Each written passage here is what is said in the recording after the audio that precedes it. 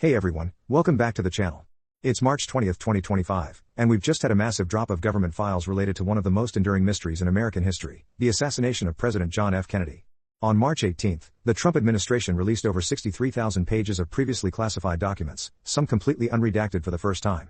Historians, conspiracy theorists, and curious folks like us are diving in, hoping for answers.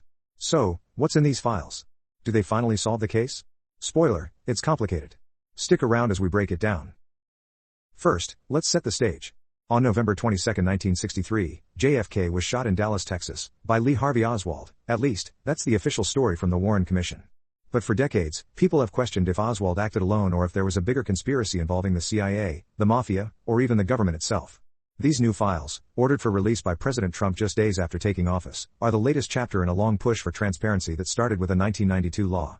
We're talking 1,123 PDFs, around 80,000 pages total, including 2,400 new records from the FBI.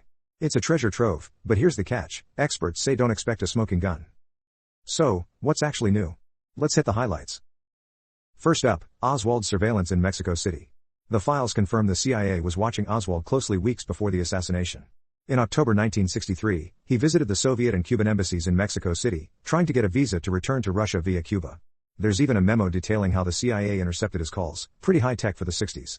This backs up what we've known but adds technical details about their operations that were previously redacted. Next, Kennedy's rocky relationship with the CIA. Some documents hint at JFK's growing distrust of the agency, especially after the Bay of Pigs fiasco. Nothing says the CIA did it, but it fuels the narrative of tension behind the scenes. Then there's the CIA propaganda and Castro plots. The files reveal more about Operation Mongoose, Kennedy's secret plan to destabilize Fidel Castro, including assassination attempts with Mafia help. After JFK's death, the CIA pushed stories linking Oswald to Castro, like calling him a pro-Castro marksman in the press. It's less about a conspiracy and more about shaping the narrative. And finally, no big shakeup to the lone gunman theory. So far, historians like Jefferson Morley, who's been all over this, say the documents don't contradict that Oswald acted alone. There's juicy stuff, sure, but no second shooter or CIA hit squad jumping out of the pages, yet.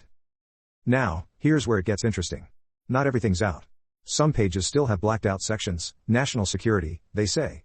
Plus, about 3,000 records, including some CIA files and 500 IRS documents like Oswald's tax returns, are still under wraps or weren't part of this release.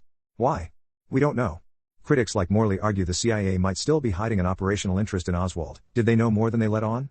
And then there's the Martin Luther King Jr. angle. The Justice Department's moving to unseal FBI surveillance records on MLK, tied to this same batch. Could those reveal more crossover with JFK's story? We'll see. So, what's the takeaway? This release is a win for transparency, hands down. It's the most exciting drop since the 90s, giving us a clearer picture of Oswald, the CIA's moves, and the chaos after November '63. But if you're waiting for a bombshell to rewrite history, you might be disappointed.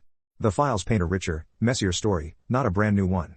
For conspiracy fans, it's fuel for the fire, more questions than answers. For historians, it's a goldmine of details. And for the rest of us? It's a reminder that, 62 years later, JFK's death still grips us. Maybe the truth's in these pages, or maybe it's still out there.